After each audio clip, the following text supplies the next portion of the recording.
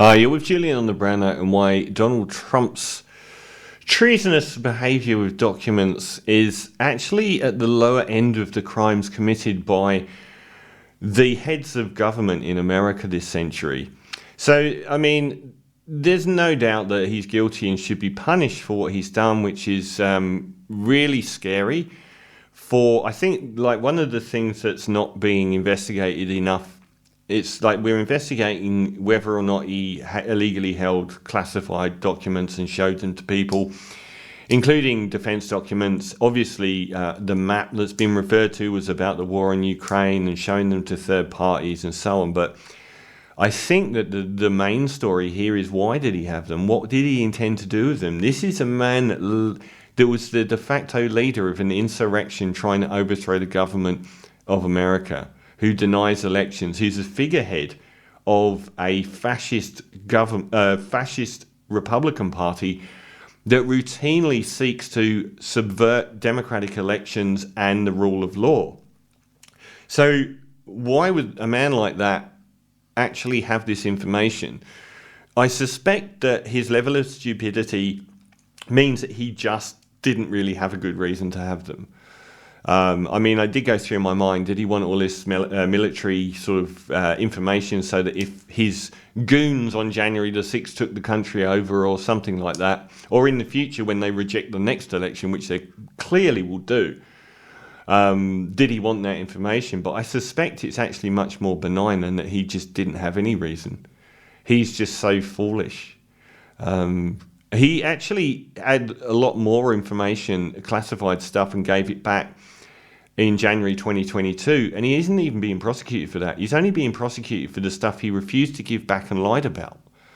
So he had a whole load more. And obviously, once you get into the realm of nuclear deterrent information and stuff that can be shown to third parties that could be very destabilizing on the world stage, there should be a comeuppance for his behaviour. And I can't believe that America has let him go on so long without this comeuppance. And his, the outright danger, the fact that there is, millions of Americans that will go into armed combat for him is terrifying. But if you compare those crimes to what other American leaders have got away with, the biggest crime this century is George W. Bush and Dick Cheney's wars in Iraq and Afghanistan based on lies that destabilised the entire world, costing trillions of dollars and hundreds of thousands of lives, all based on lies, and they knew they were lies. They lied to take the world to war. There surely isn't a crime that's worse this century. They never paid. They facilitated the use of torture, and the blowback from that was incredible. The actions they did led to a massive upsurge in Islamic terrorism and support for this Islamic terrorism.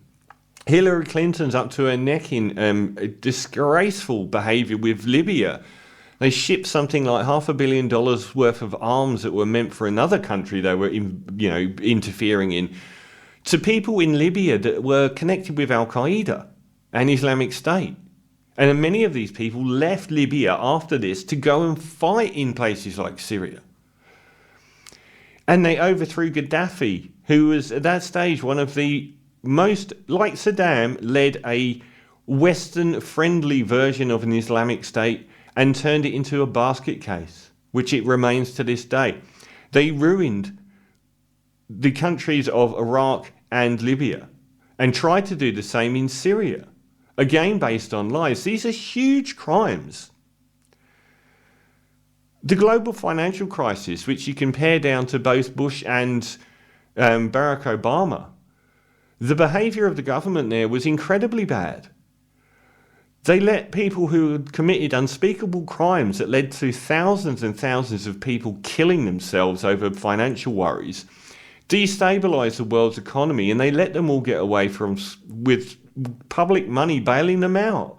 They facilitated the public bailing these people out, who then went on to use that money to lobby Congress to reduce the minimal sanctions they had. These are huge crimes. Trump has never been allowed to go near war because they wouldn't let him go near the military. But he's committing treason by what he's done, and anyone in government that had those papers would be considered treasonous, and he will be prosecuted. And I don't think the Department of Justice will have brought this case without it being a slam dunk, because it is so serious. And it will be very interesting that the judge presiding over it is a very pro-Trump judge who has been, I think, was either removed or had her judgments removed from another case because of how pro-Trump she was. She was found to have acted in a manner that she didn't have a right to. And you've now got this Republican Party in America that routinely seeks to subvert democracy and the rule of law by appointing the next election, the Republicans are going to have appointed so many people that will willingly reject the results of a democratic election.